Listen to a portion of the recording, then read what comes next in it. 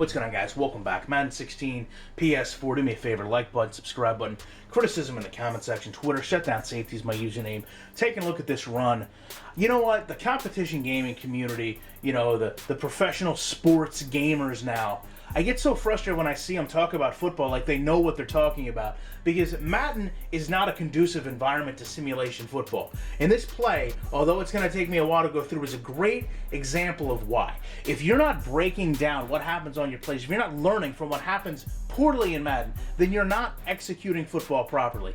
This play right here is a snapshot of all the broken mechanics of Madden. We're going to start off by looking at this linebacker here, number 57, Bostic, and how he approaches an inside run. First of all, he does a pretty good job. He goes to run around the offensive line. That's good. But let's talk about the one fatal thing that destroys this play. And it would happen to be a play where I've got Ferguson on Ferguson, right? Like, what else would it be? Take a look here at DeBrickashaw Ferguson and the Bears defensive tackle Ferguson. You can see that DeBrickashaw is not in position to block him, that he has given up the inside. Yet the game has to shift Ferguson, DeBrickashaw, over so that he can block it. It happens super quick. If you're playing this game at speed, there's no way you even notice this unless you're looking for it. But this right here destroys the entire play. And you have no control over this as a gamer. It's just something that happens. Now, Bostic, as you can see down at the bottom of your screen, rather than continuing to trail back to Ivory, is for some reason going to run back up into number 66, Cologne. And if you play Madden enough, you'll learn that a lot of the defensive players react to other offensive players on the field as if they're tethered together. There's no reason for Bostic to pay any mind to Cologne. He's already passed him. He should continue to run down to Ivory, who doesn't even have the ball yet.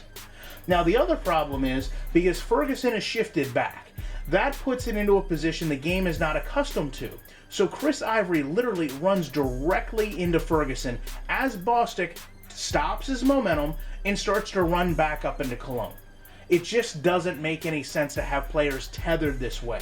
The ball is tethered to players. That should be more than enough tethering for any football game. Taking a look at the fullback, who makes just atrocious reads here. So you can see right here, even in the most simplistic football terminology, between Mangold and Carpenter is where the run is designed to go. So if you're the fullback and you're looking for players to block, if you're going to elect to pass up Bostic, as you can see, he's rushing to the left side, you should be focused on number 53 or number 69, which would be Jared Allen. For some reason, the game hasn't updated. I don't know. He has refused to do either.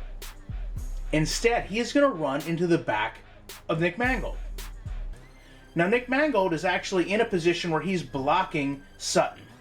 The problem in this point right here, from a football standpoint, is Chris Ivory is about to run through the line where I have a defensive tackle, and really two linebackers, for lack of a better term, with Jared Allen and Foster. This is my first line of defense and stopping him for a minimum run. And what is going to happen is Mangold is going to let go of this defensive tackle for no real reason. And this fullback is going to command the attention of Allen and Foster and proceed to block all three players while Ivory runs pie feet away. This is not simulation football. Period. Don't tell me this is competitive gaming, because it's not. It's just not. When you have a fullback that can command the control of three players just because how they read an offense, you have a problem. Sure, you can say, well, Foster makes an attempt here and kind of, olays him, for lack of a better term. But now I've got Foster making a 7-yard run out of nothing. And the only reason he's able to make it a 7-yard run out of nothing is my linebackers pursue back into players that they shouldn't be dealing with. The offensive lineman slides to block players that he shouldn't be able to block.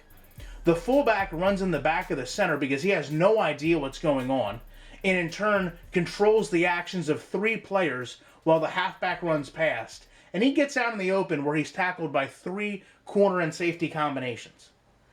So I know it's been a long video. I normally don't do 5-minute videos, but when I do, I pretty much focus on every bad thing that happened. I'd love to know your guys' opinions on it. I appreciate you checking it out. I'll be back in the week with more content.